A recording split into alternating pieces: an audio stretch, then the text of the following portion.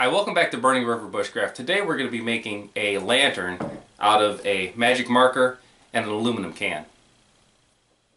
So I'm going to be putting together a few videos on urban skills. So I've been going over my urban EDC bag, which is based on a Go Ruck Rucker. I did a video on that earlier and I'm just tweaking the contents just a little bit. And one thing that was not in the original video that I did add to my bag is a magic marker. Okay, for materials today. Now this is a off-brand marker. This is not a Sharpie, but it doesn't matter. It all works the same. You just want to make sure, you know, it's a fresh marker. So you could do a test on this, make sure it's writing, which it is. This is something, if you do not have it with you, you can scrounge this pretty easy in an urban environment. Not a lot of people would be looking for one of these. The other item we're going to be using is a discarded aluminum can. Super simple to get. These are everywhere. You want one as undistorted as possible. So you don't want to find a crushed one if you can help it.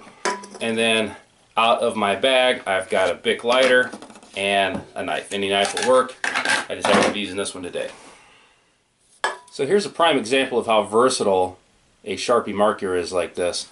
Not only is this going to be our source of fuel, I'm going to use it as a demo here. So I'm going to make a mark here. We're going to make a mark here.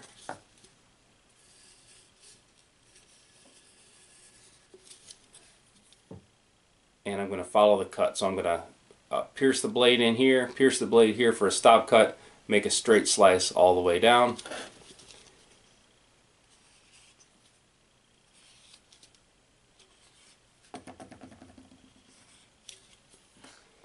And my next cuts are going to be along the side, and that's going to give me doors, and that's going to open up.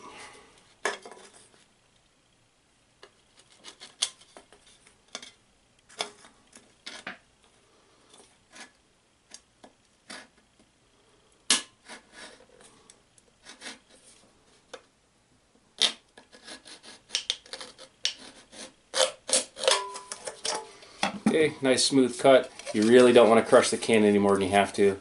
My next cuts are going to be along these black lines. So with these side cuts, you don't want to go past halfway of the can. You know, just short of halfway is fine. And then the part you didn't cut is going to act as a hinge.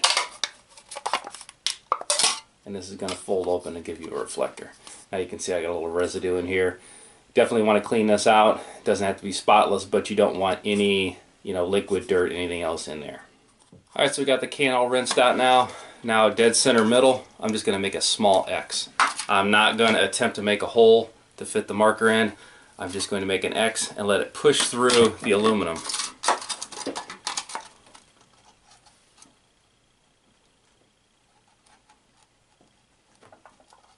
It's better to go smaller on this and increase it when you have to, rather than making it too big.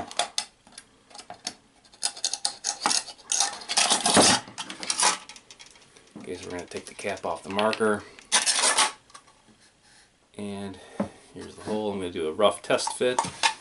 As long as I can get the bottom through, I'll force the rest of it. Still just a little tight.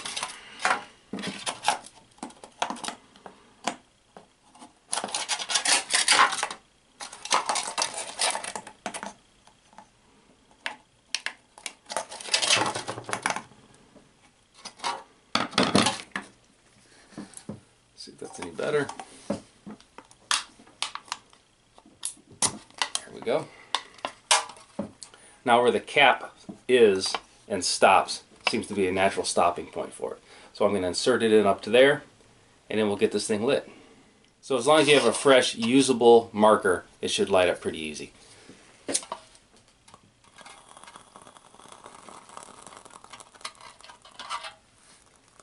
There we go. Let me go ahead and cut the lights and I'll show you how much this thing works. Okay, so as I was moving around, that burnt out. Now this is not a long-term light source. You know, a Sharpie marker like this is not a renewable source. So if this is your only writing tool and you had other things to burn, you know, go for it. But if you were you lost batteries in your main light,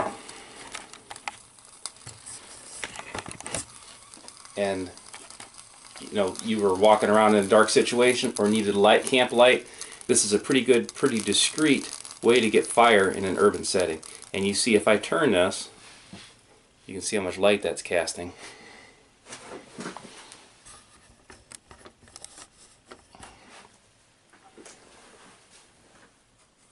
So there's with it towards the camera, and you can see how you can use this to identify people, identify resources, navigate through a darkened building. And we're burning down into the plastic now. So this is not going to be a super long source, but like I said, this will definitely help you in an urban situation to get out of a darkened building if your flashlight was damaged, or if you lost your batteries, it was ran longer than you anticipated. Anything like that where you needed a light source, this is a heck of a lot better than just holding a lighter up, because this is way more important than a magic marker.